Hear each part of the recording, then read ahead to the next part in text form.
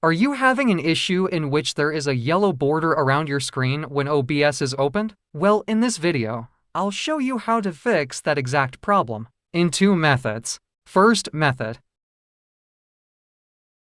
Here, I'm now going to add a display capture. As you can see, there is a yellow border around my screen.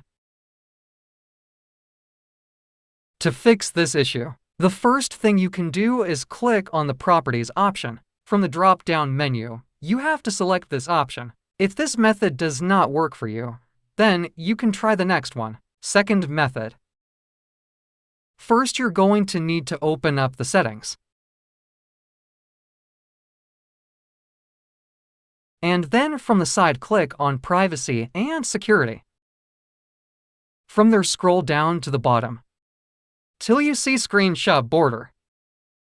Click on it and make sure it's turned on. Go back and also make sure that screenshots and apps are also turned on. That's it for this video. See you later. Bye-bye.